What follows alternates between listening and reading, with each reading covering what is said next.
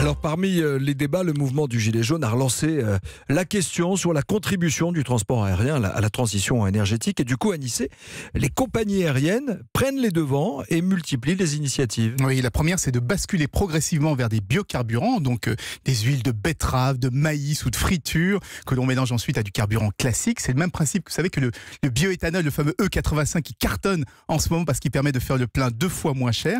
Sauf que pour les compagnies aériennes, l'objectif, c'est pas de faire des économies.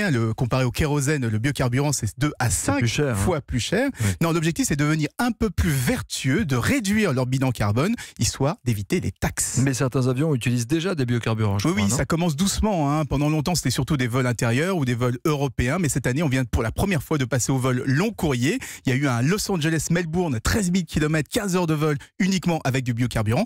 Et ça a permis de réduire de 7% les émissions de CO2. Et c'est vraiment un enjeu crucial parce que le trafic explose. Il devra encore doubler d'ici 15 ans. Donc les émissions de CO2 aussi. Or, dans l'aérien, il n'y a aucune technologie de rupture à un horizon proche. L'avion électrique, c'est que pour 2030-2035 au mieux.